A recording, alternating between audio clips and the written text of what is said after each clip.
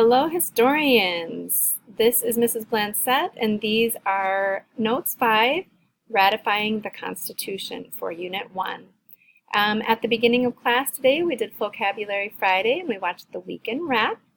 And we also did some work with the preamble and talked about the fact that the preamble of the Constitution is its beginning paragraph. And we did a little scramble and we puzzled the preamble together, and then we talked about the meaning of each line.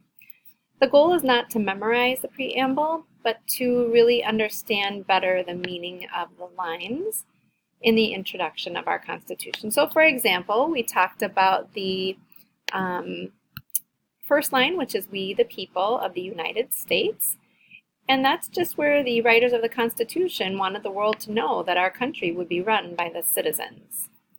The next line says, "In order to form a more perfect union," which is to say that we tried to form a union of states before this with the Articles of Confederation, which didn't work, so we are trying again. We're trying to make a more perfect union to unify the states.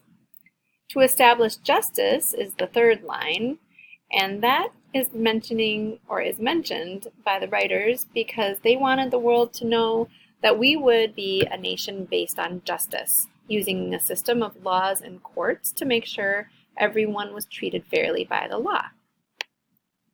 Next up is the line, "Ensure domestic tranquility."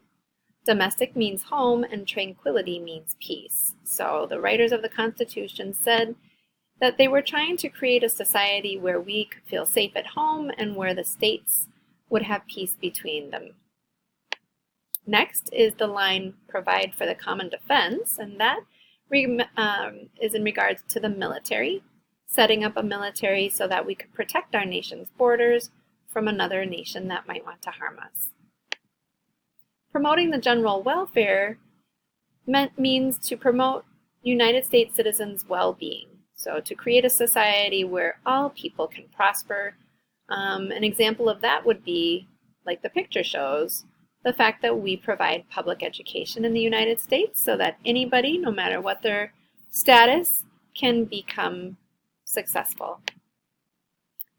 Next up is the line, "Secure the blessings of liberty to ourselves and our posterity," which is to say that the writers of the Constitution knew that they wouldn't live forever, and they didn't just want to secure the freedoms for themselves, they wanted to secure freedom for all future generations. Okay. We're going to move on now to the last set of notes before Quiz 1. This set of notes is called Ratifying the Constitution. So far, we've talked about the writing of the Constitution, where it took place, who the key participants were. We talked about the major conflicts that arose and compromises that took place. We also talked about the format of the Constitution and its contents. Today we're going to talk about what it took to make this document the official document of our nation. So keep in mind, when the Constitution was finished and they published it in newspapers and sent it out to all the states, that did not mean it was automatically the official document of our country. What it did mean is that all of the delegates had to go back to their states and make sure that the people back home understood that they had created the best possible document that they could. I think all of the delegates knew it wasn't perfect, but that it was the best that they could do. And remember too that many compromises had been made. So when this Constitution was brought back to the states, the delegates needed to explain why those compromises took place, and sometimes they were not well received. In your notes, remember you're writing what's in red, and this is a reminder of this important word which we'll use throughout the school year, ratify, which means to approve. Now, during the debates back in the states, two different groups arose, the Federalists and the Anti-Federalists. Federalists, they were the ones who wanted to have the Constitution passed, They supported it strongly because it favored and created a strong national government. This would have been people like James Madison, the father of the Constitution, Alexander Hamilton, and John Jay. The Anti-Federalists were the group that opposed the Constitution. Not necessarily because they thought it was a bad document, but there were some concerns that they felt still needed to be dealt with.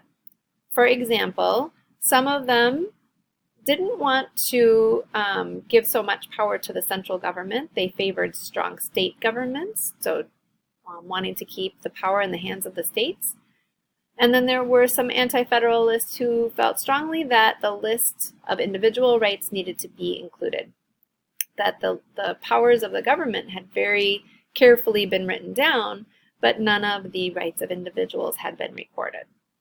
So what happened is they decided to compromise once again that if the states ratified the Constitution, that a Bill of Rights would be added in order to list those individual rights. And that would be, for example, like the First Amendment right of freedom of speech. We're going to wrap this up by talking about the 7 guiding principles and to kind of see if the Constitution was able to include all of those 7 guiding principles. So starting here on the left, we have republicanism and federalism. And we can definitely check those off the list because the document creates a nation made up of many states. That's federalism. And it's governed by elected representatives. That's republicanism. So we can move on to this one, limited government by popular sovereignty, where the power comes from the people to a government bound by the Constitution. So we can check off popular sovereignty and a limited government who needs to follow the land of the law. The law of the land, excuse me. Separation of powers and checks and balances is definitely taken care of in the 3 equal branches that were created in the Constitution and the fact that they balance each other out. And then finally, the 7th and last of the guiding principles is individual rights, which was protected by the addition of that Bill of Rights after ratification. On Notes 4, you'll find your timeline. So be sure that you have the dates filled in for both 1789 and 1791. Okay, historians, that's it for now. Take care.